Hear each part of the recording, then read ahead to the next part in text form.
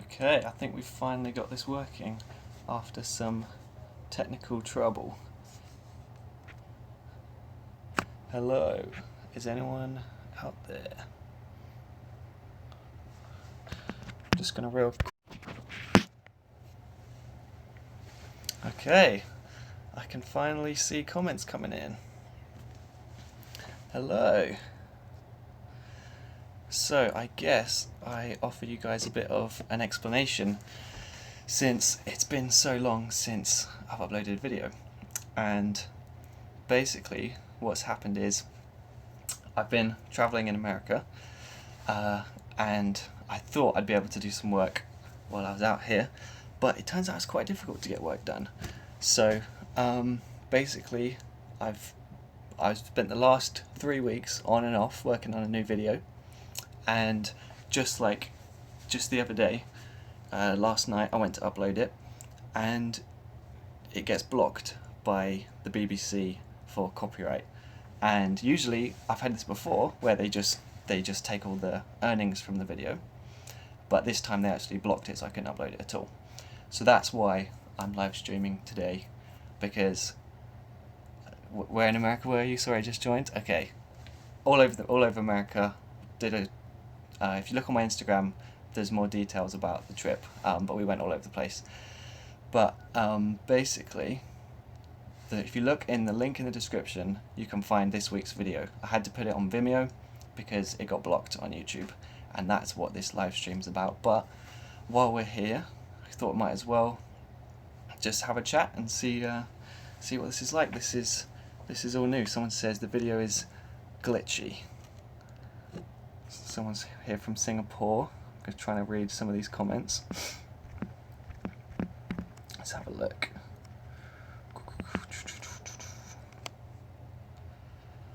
Okay. What do I think of the new Sony A9? You know, I'm so bad at following camera news these days. I've really kind of lost track of all the new cameras coming out. But sure, Sony A9 looks cool. Yeah. Oh yeah, it's flickering with the fluorescent, sure. Let's have a look. How old am I? I'm 19, I think. Yeah, 19. Okay, right. Does anyone have any questions that are like deep questions? You know, I think these days I'm more and more interested in the big questions, the universal questions, rather than things like you know, what camera, what settings to use. Will you ever vlog? Probably not. Or what is the meaning of life? Okay, yeah, sure, that's pretty deep. Okay, everyone's taken this very literally. Any advice you'd like to give to someone who's going to do his first short film? Hey, that is right. Let's do that question. Okay, first short film. My advice for anyone in their first short film is just to go for it and try and just get it over and done with but pretty much as quickly as possible, because it's not going to be great. I know mine was. Most people isn't, but it's fine. Like you get it over with. You have as much fun as possible, and then afterwards see what you've got, and that is just going to be a great place to learn from. It's not the most groundbreaking advice, but basically just get it over and done with, and then watch it for yourself. And like, I don't need to tell you anything, because you'll see a million things that you want to do differently for the next one, and that's what it's all about. If there was a book with your whole life, including the future, would you read it? I think I'm going to agree with what most people would say and say, no way.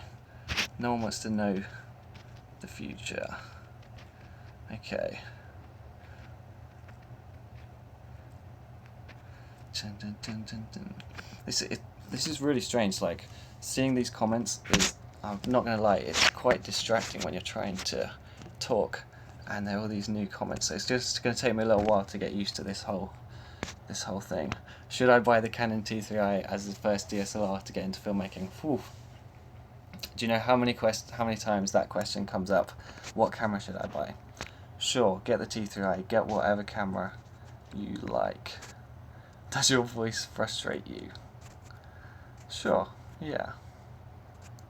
How do you start networking or branching out? Okay. Networking. I'm not the best at networking. For me, I think, how have I managed to network? You've just, like, any opportunity, so because obviously a lot of what I do is online stuff, what I've found is that just take every opportunity to meet someone in person.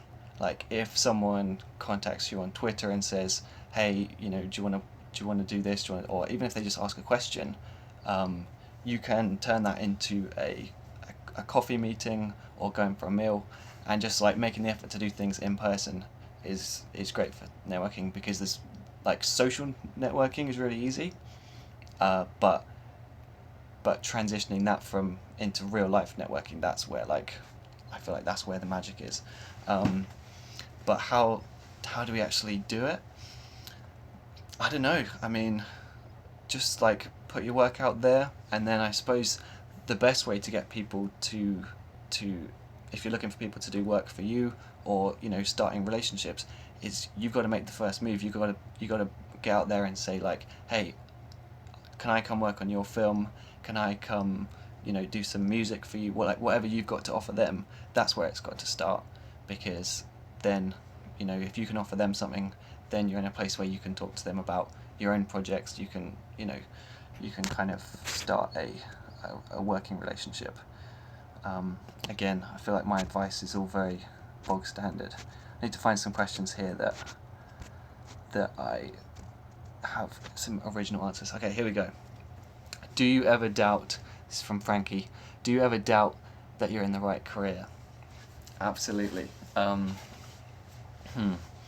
So I think with any creative path that you take, I think part of that seems to be that there's just going to be a whole bunch of self-doubt. Like, it just seems to be part of the whole process, is that you just have to deal with this nagging in the back of your mind that's always saying, hey, you're not good enough, and that you need to go and do something that's a more stable career, something that doesn't involve so much stress, and where you can just show up at work and do it. But then also there's another part that's nagging you, saying that you're never going to be as good as the great people who've been working on projects before you. So I totally doubt whether I'm in the right career all the time. Like, even as far as specifically on YouTube, it's really easy to start feeling like burned out, or like or like the YouTube platform's changing and it's not right anymore. But even like wider than that in filmmaking, I'd say at least a couple times a year I seriously consider like just kind of changing things up completely. And that's a nice place to get to. If you get to a place where you're thinking, maybe I'll just throw the towel in, the nice benefit of that, although it's not a nice thing to happen, but it kind of like opens up your options. Because I remember once when I considered the idea of just not making any more films, suddenly then I realized that if I'm not going to make any more films at all, then maybe I could make different kinds of films. I can't actually think of a way. See, I'm not usually spontaneous like this. Usually I much prefer to think about things first and speak later, so you have to bear with me here. But basically, if, for example, with these YouTube videos, if I decided, I'm going to stop, I'm never going to make another DSLR guide episode again, the second that becomes a possibility, then you realise that you could then do whatever you want with this channel. And for example, keep it on the example of this channel, it could be any type of videos.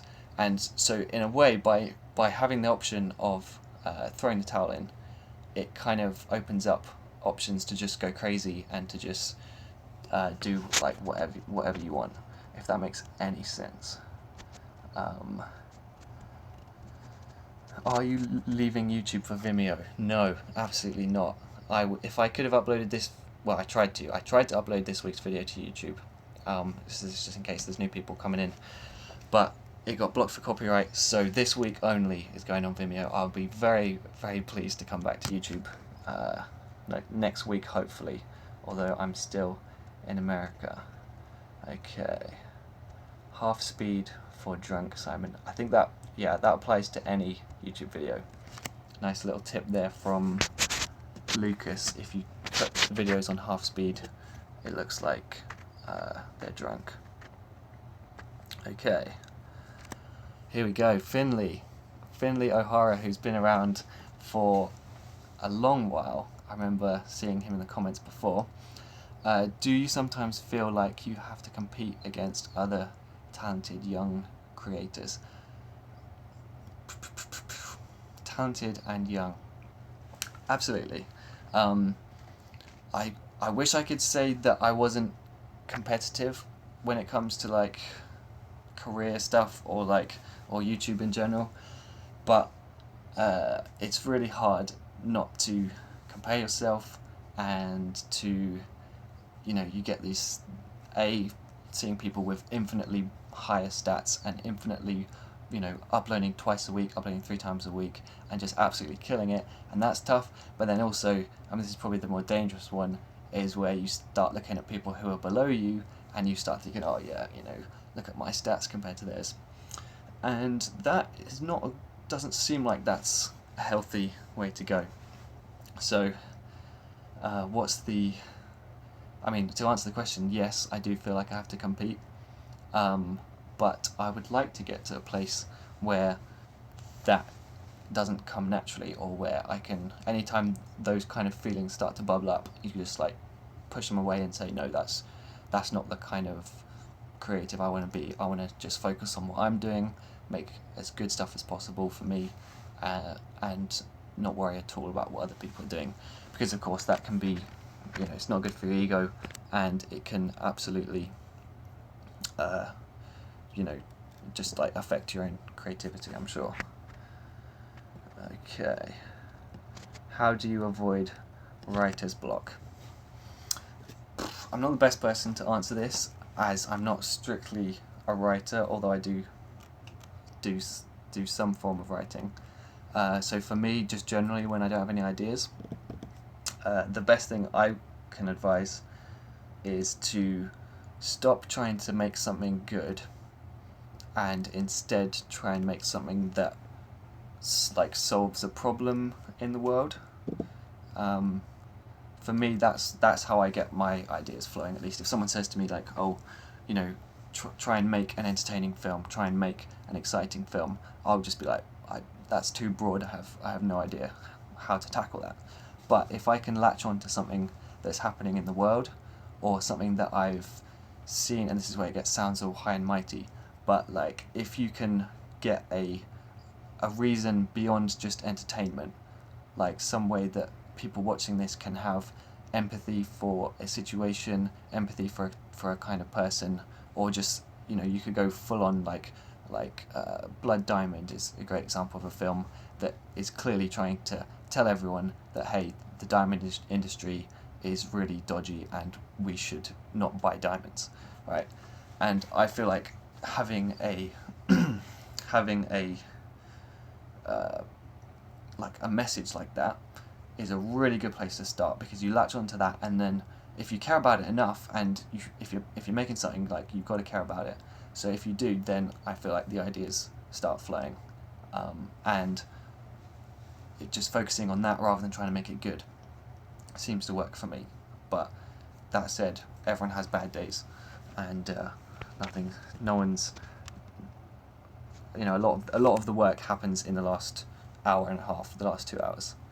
Okay, someone said, I just got here, why was he gone? Good question.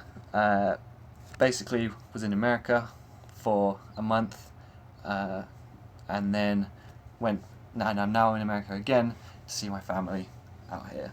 So that's why. I tried to make videos beforehand, but I've never been able to do videos queue them up for the future. I've always just done them that week. So I've been trying to make videos, and then there's a brand new one which is linked in the description. If you want to check that out, I would greatly appreciate it, because I haven't been able to upload it to YouTube. Okay, why do you act so self-righteous and act like you know it all? Good question. I can see why this question. Am I sounding self-righteous now? Right. Okay. The kind of questions that I'm trying to answer, and generally kind of experiences that I talk about in my videos, I try to just keep it to personal experience. I try not to say, hey, I'm the expert here, here's my knowledge I'm imparting. So I think usually I go by, this is what I've learned recently, and this is how I'm experiencing things, rather than, hey, I know what I'm talking about, this is the way to do it. But like, if someone feels like I'm self-righteous, fair enough. Okay. Do you think VR will be the next evolution of film? Again, don't have any particularly groundbreaking ideas on this one. I think that VR will become a big part of media, but I don't think it's the next step of film. Like when you hear about when sound was introduced, and there were always some people saying, the silent movies were better, and it kind of split things for a little while between the silent films and the talkies. And then same again with when colour was introduced, some people said, black and white, that's the way to go. I don't think that VR is one of those points where it gets universally accepted as a superior evolution. I think that VR, and most people say this, but I reckon VR is going to become hugely important for gaming, hugely important for museums and kind of experiences that you can go to see, to find out about, and of course training and simulation, all that kind of stuff. But I think as far as storytelling, I think there's going to be a big surge in VR storytelling, but I don't think it's going to replace film, because the whole thing of doing close-ups when you want to do a close-up and saying, hey audience, just sit back, don't get involved at all, just watch this, I think that is an unbeatable format. I don't think it's going to get replaced in any way. Okay, let's have a look. Do you find yourself hating your own work? This is Luke. I've made 2 short films and I can't bear to watch them, but I've had great feedback from friends and family. Absolutely. I would be impressed if you found anyone who couldn't relate to that. I think it's just 100% normal to hate your own work, and that sounds kind of sad, but I think it's just part of the process. For me, absolutely, pretty much everything, as soon as I've made it, I don't like it anymore. The only time when I like a piece of work is probably it's probably a 1 week period before the shoot and after the idea has been conceived. That's probably the only time when I actually like a project, and then the rest of the time it's either slogging away trying to make that perfect vision come to life, or looking back and saying, I wish I'd done that. But yeah, it's totally normal to have friends and family saying, oh wow, that's amazing, and you're going, yeah, because basically, we're all comparing what we can see on screen to this perfect vision or this perfect, impossibly perfect version that we had in our minds. So it's never going to live up to the hype that we created for it. So I think, I used to think that one day I'd get to the point where I'd appreciate my work, or really be proud of it. And I think you get so far I've had little tastes of that, but I don't think I'll ever get to the point where I'm completely happy with anything. Because if I did, then what more is there to learn? And I obviously want to be learning and improving all the time. Okay. Do you listen to podcasts? This is Peter who's asked that. Absolutely. I like, probably my favourite podcast is Jake and Amir, their podcast, I forgot, If I Were You. Can't believe I forgot what that was called. See, again, this is live. You wouldn't have got that in a normal video. If I Were You, Jake and Amir, great podcast, hilarious, especially the first 20 episodes, not so much anymore. And then Good, I've talked about that podcast, Good the podcast, that's more of a filmmaking one. That's pretty cool too. Okie dokie. Let's have a look. Do you like film school? I don't know whether I like film school. I've never been to film school, but I'm not planning on going. And I personally have the opinion that I think we'll be able to figure it out without spending all that money on education and just spend lots of time working on stuff instead. Although, who knows if that's the right decision. What do you think about 360 video? I've kind of talked about that already, but I'm actually working on a 360 video right now. I was just filming some this morning and yesterday. So that'll be coming out in hopefully a few weeks, who knows. It's not my next video, but going to be doing a kind of classic tips for filming VR, so I'm doing lots of testing and lots of 360 shooting. So far it's fun, but it's a whole, you have to just kind of forget everything that you're used to doing, because it's completely different to regular shooting. Right, I'm going to have to take a second to look for some questions. Okie dokie.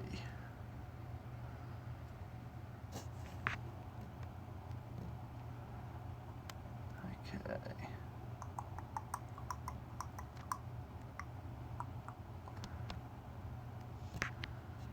Okay, someone's asked, did you feel that Two Wrongs was a disappointment?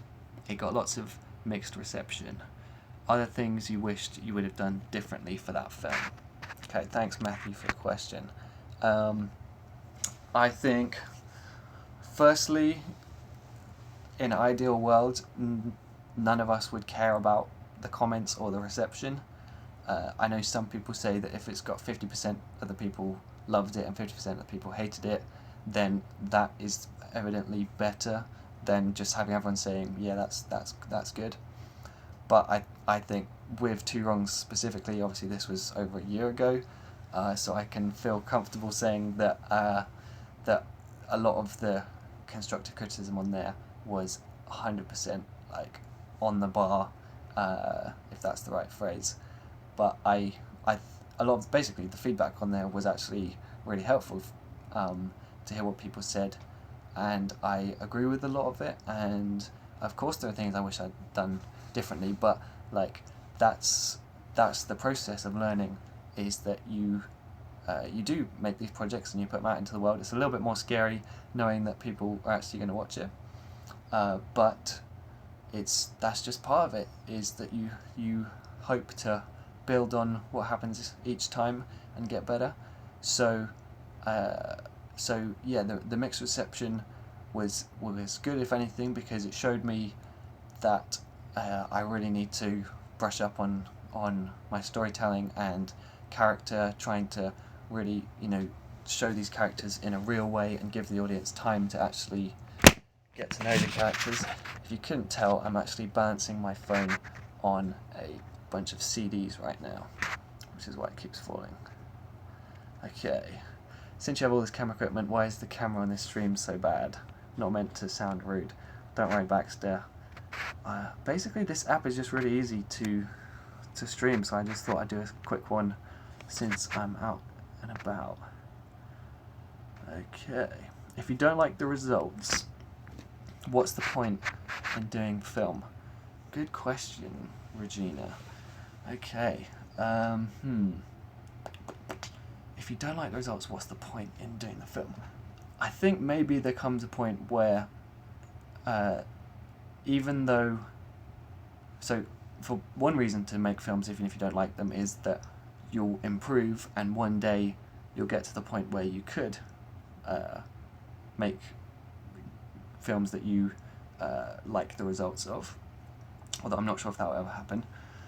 Another reason is that it's just fun to do, and like I feel like I'm gonna make stuff whether I think it's any good or not, because making stuff is fun, and yeah, simple as that. Like it's just something that a lot of people seem to want to do, and the quality of the final result is not the most important thing always. And then probably the most important thing that I can think of is that even if I don't appreciate my work, or even if any of us see what we've made and see all these flaws in it, other people can see it from a different point of view. They won't be so close to see what could have been, and they won't see all the flaws that we see. A lot of the time, I think it's a David Fincher quote I've mentioned in video before, saying that people mistake your own mistakes for successes. They see what you've done wrong and think it's the most amazing thing ever. So like that's the thing about films and all this stuff, is like it's totally subjective. So why not who's to say that just because I think it's bad doesn't mean that it is bad, or that everyone thinks it's bad. It's kind of about putting it out there, and hopefully even if you think it's got some flaws, hopefully the message of what you're trying to say with that piece of work will come through. And again, the most obvious example would be if you're making a video for a charity, and even though you could say, oh, the color correction's a bit off here, and I wish I'd framed that shot differently, and I wish the pacing had been a bit tighter. If it's a video for a charity, like that is going to make a difference. That's going to help the world in some way, and sure, maybe not as much as if it had been this perfect thing you imagined, but it's still going to have an impact. And there you go. Okie dokie. How did you handle the harsh criticism thrown at you after you uploaded a series of sponsored videos? So I think there was there was some criticism for sure, and mainly I think I agreed with plenty of it. It's absolutely right. It didn't work out well that I had 2 sponsored videos in a row, and that the second one was this video that I was trying to work on while here in America, and I was at Zion National Park, and I was working on that video in the car park because I had to finish it, and yeah, it didn't work out well with the dates and everything. So I can kind of understand some of the criticism, but my personal approach is just to say, okay, we've learned from this, and to try and sure, like it hurts every little bit of criticism. No one is completely bulletproof, and that's I think that's how everyone deals with criticism. But it's the best thing is to try and learn from it, and try not to think about it too much, because both negative and positive criticism can be dangerous.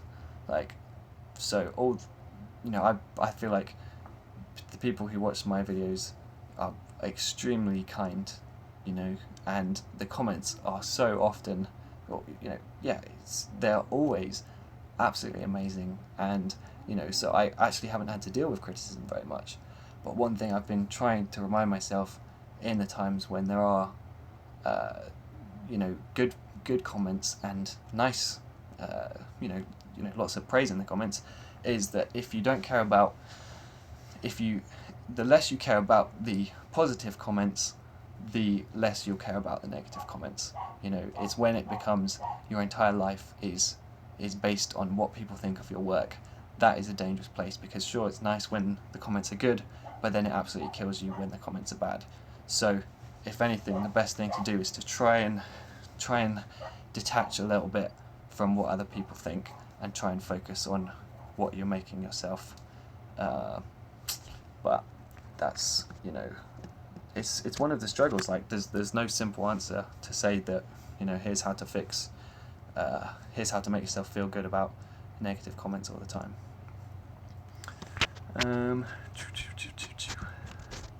Let's have.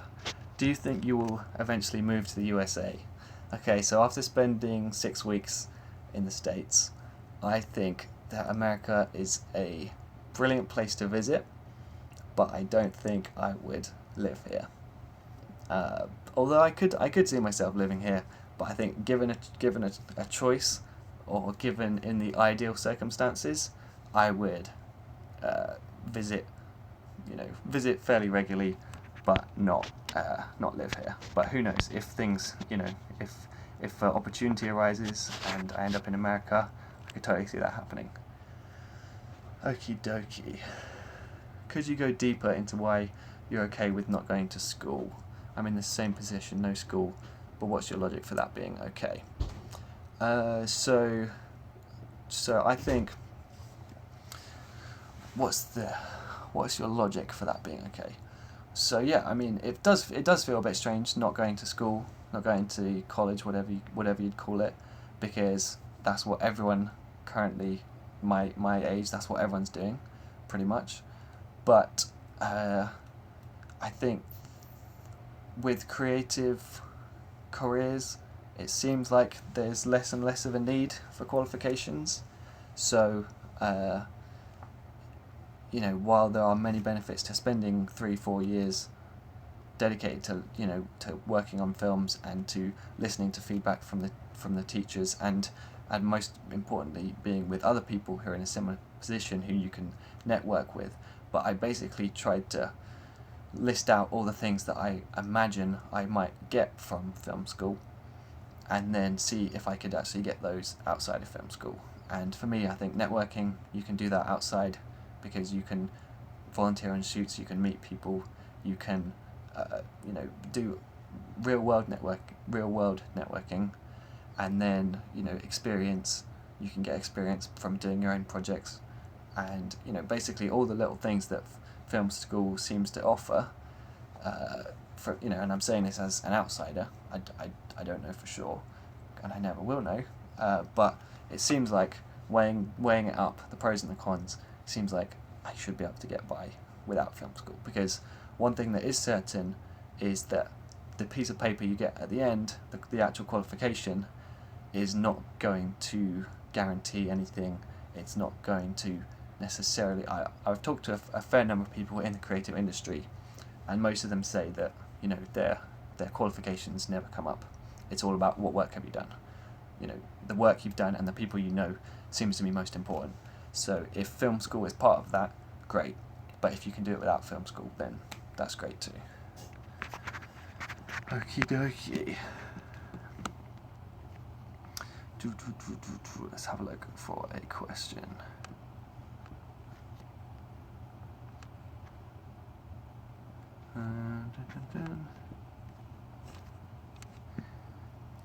Okay, how about this? I'd love to hear what you are like struggling with. It could be like career-wise, or it could just be more generally. But I want to know, like, what's the toughest thing that's going on right now, because it seems like so, like, whenever I talk about that kind of stuff, it's so cool to see all the comments of people saying, yeah, I feel scared to put my work out there. I feel scared to do this. I'm struggling with that stuff too. So I'd love to hear. Okay, I'm struggling with getting connections and getting my work out there. Yep, I think I can't imagine you're the only one there. Getting connections, getting my work out there. Yeah, I mean, that's the everyone, not everyone is going to be in that position, no matter how far forward we get. We're always going to want to have our work further out there and more connections. Okay, let's see what else people are saying. Finishing my feature-length screenplay. I constantly feel that my story is not compelling enough, Casey. Yep. I can't imagine dedicating all that time to a feature-length screenplay, and then having to question whether it's enough.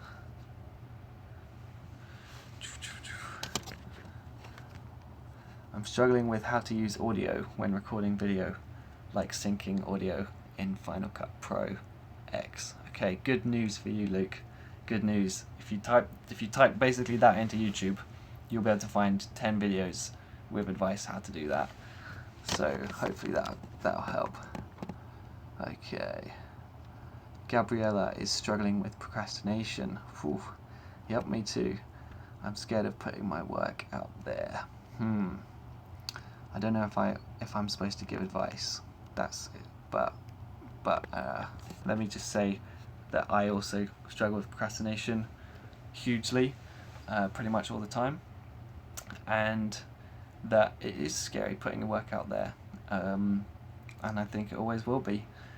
But that's where deadlines are so important, because a deadline, for both of those actually, if you can find a solid deadline that is outside of just your control, like for me, if it's like a sponsored video, then I know it has a real deadline, and that is the only way for me to beat procrastination, or to have a weekly upload schedule, so that you have, people are expecting videos, and even though I obviously haven't been keeping up that recently, that's the key to procrastination, because deadlines means that you procrastinate, and then you get it all done at the last minute, and then being scared to put your work out there again. Like I personally feel like a deadline is enough to just say, right, however it is, when that deadline breaches, that is when I need to upload, or that is when I need to submit to the film festival, whatever. Deadlines. It's not going to be easy, but that's part of it. Okay. Have you ever had a conflict on set? No. I mean, not like a big conflict. The people I've worked with, and I feel like this is probably consistent among the like small time, people in the small time film industry, the indie film community. Everyone's just really nice. Everyone's really accommodating. Everyone's really polite. Everyone, and everyone just everyone's there for the same reason. So I personally haven't had any conflicts, I don't think. I also haven't had the situation where everyone feels like they're a family on set, maybe because of short shoots or whatever, but like everything's just been pretty nice. I'm sure there are people out there who cause conflicts, but if that's a fear for people from getting out there, I would say it doesn't seem like it happens that often. Okie dokie. Any questions? Do you feel like using the old camera was a mistake on your homeless short film? Okay. For me, that homeless short film, no, I don't think so.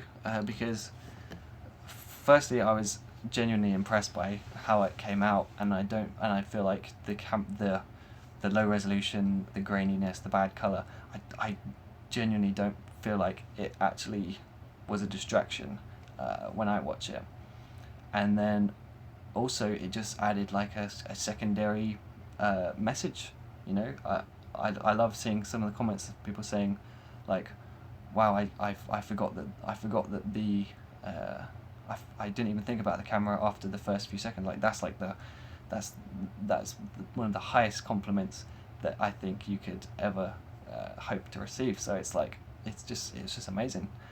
So no, I don't regret using that cheap little camera for that short film at all. Although I can understand that some people say, shut up about cheap cameras, we don't care. That's fair enough. Okie dokie. Did you keep shooting Super 8? Right now I have a few Super 8. I think I have a half shot roll of film, but I haven't developed any Super 8 since making that video, whenever it was, a year ago. So I suppose, no, I haven't been shooting Super 8, but I am working on a Super 16 video. I'm going to see if I can do a tips for shooting Super 16 film. So look out for that over the next few months. Okie dokie. How do you find interesting stories around you when it feels like there's nothing interesting where you live?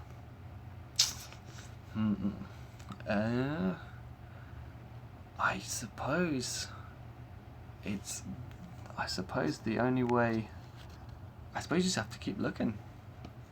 I don't believe that there are like people, you know, there are always people around, and if there's people around, then there must be interesting stories, even if you have to find some old people in a care home and ask them to talk about their past. Like, they'll, you know, old people always have stories.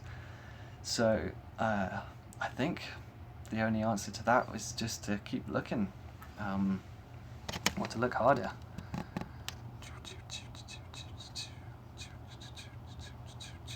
Let's have a look. I'm trying to pick questions where I actually have something worthwhile to say here. Okay. Let's have a look. Have you ever filmed anything in 3D? No, I haven't. Not the biggest fan of 3D.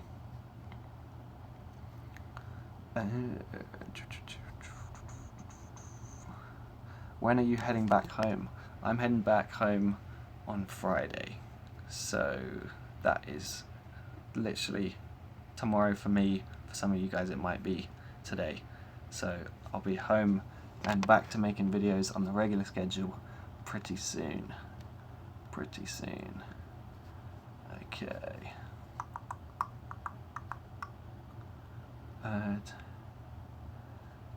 Do you ever feel that in order to break into Hollywood level as a director, you kind of need to be a one-man army, like directing, screenwriting, lighting? Yeah, I mean, well, firstly, I know nothing about breaking into Hollywood, because I haven't managed that, and I'm not really that keen on pursuing traditional Hollywood filmmaking, so I can't say much on that, but I feel like just anyone who's trying to make work in this day and age, yes, you do have to kind of be a one-person army. You have to know a lot, unless you have money to hire other people to help. But you know, just think of the people 10 years ago, 20 years ago, who had to spend so much money just to get access to a camera. So we can totally do simple stories and figure it out. Okie dokie.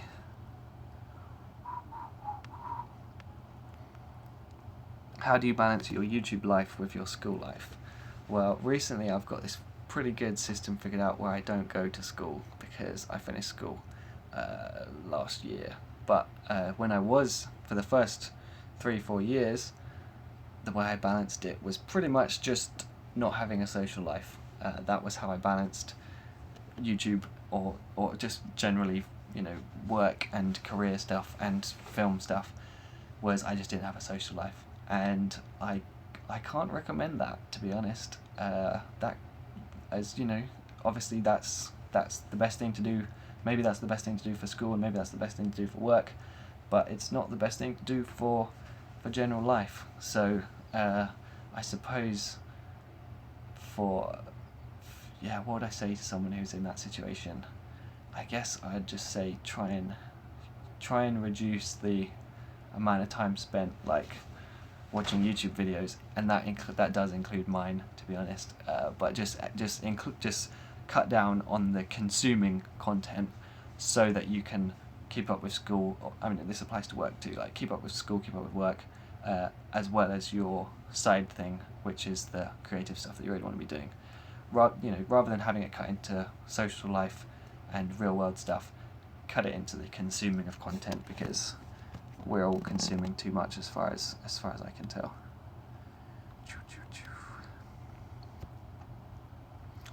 Okay.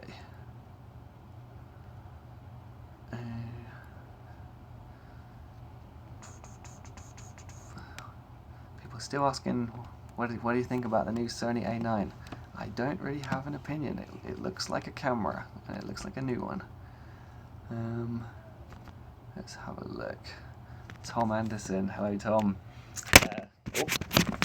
Keeps happening. Sorry about this. CD tripod is not doing me well. Tom asked, "When's your next film?" I genuinely don't know. I need to get back home, and then I'll figure out when the next project is. Need to get back on top of things. Got so many emails, a lot to catch up on. But then we'll start thinking about the next big film project for sure. Okie dokie. Right, it's been 45 minutes. I don't know how we end these. This is all very new to me. I like this question. As someone from the UK, are you a fan of Edgar Wright? I am 100% a fan of Edgar Wright as far as his not so much the recent stuff, but Spaced is one of my all-time favourite TV shows, and Shaun of the Dead is one of my all-time favourite films. So those two especially, I just absolutely love everything about them. Spaced, honestly, is just I've seen it. Well, I must have seen Spaced, 3 or 4 times, maybe even 5 times all the way through, and it just gets better each time. And I'm really starting to think that TV shows are actually more interesting than films, like, just from having all that time to get to know the characters. Okie dokie.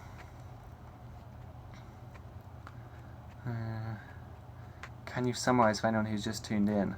Okay, summarize. Basically, I've been traveling in America for a few weeks, which is why I've only uploaded one video in the last 6 weeks. And then I tried to make a new video, but I uploaded it and it got taken down from YouTube for copyright. So if you look in the description right now, you can watch this week's new video. And it's a real shame I couldn't put it on YouTube, but it's on Vimeo, so that's the only place to watch it. Which doesn't mean I won't make any money from it, but that's how things go. I need to be more careful about copyright, because the BBC don't like you uploading stuff. Okie dokie. I swear I saw you hiking the Upper Yosemite Falls Trail a week ago. That would have been me. I was hiking the Upper Yosemite Falls Trail, and you should have said hi. That's all I can say. Are you in America on vacation or for work? It was a vacation, as the Americans would say. Yeah, I had a couple of friends. We went traveling around the national parks, did lots of hiking, and it was a good time. I did film some travel stuff on the way, which may or may not be making it into a video.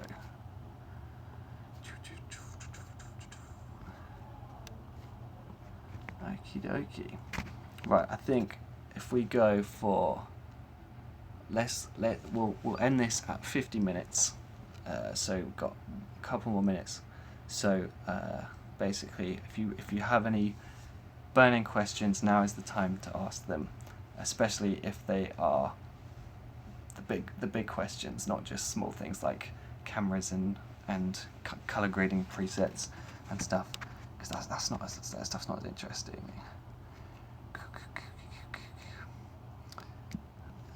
Let's have a look.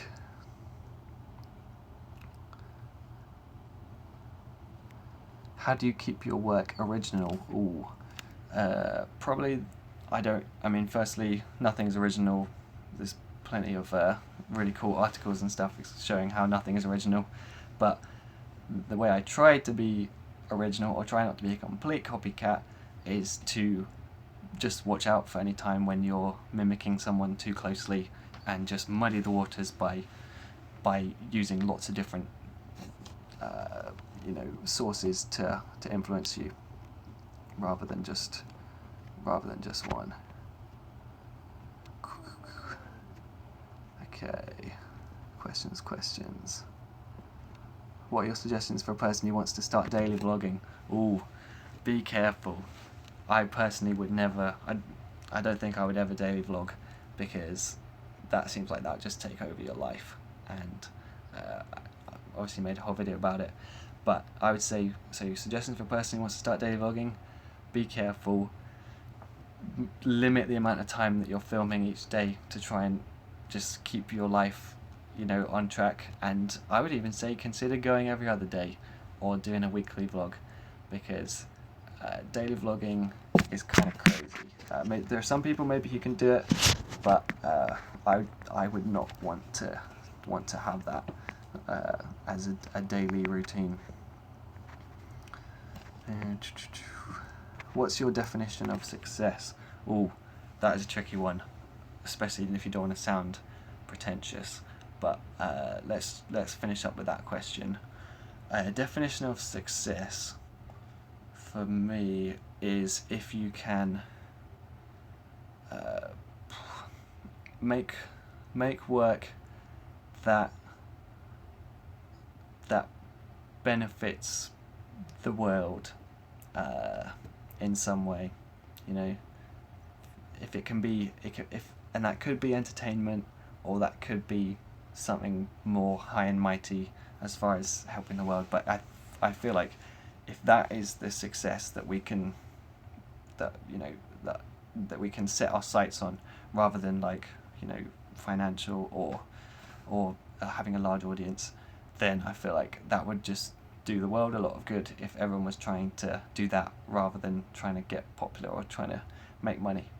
Because you know, every little helps, and if we all try and improve the world, then that would be pretty cool to see how much things get better. So let's finish this here. This has been a little bit strange for me. I'm not used to live. I'm not used to doing all this spontaneous kind of stuff. But it's been fun. It's been nice to get a little bit of a real dialogue going. And in the meantime, we'll just last reminder: this week's video, the actual real proper video, is in the description. I had to put it on Vimeo because it got copyrighted, taken off YouTube. But maybe we'll do another live stream sometime. And in the meantime, I'll see you guys next time. Post a video, which will hopefully be quite soon. But yeah, this has been fun, and I'll see you guys around. Goodbye.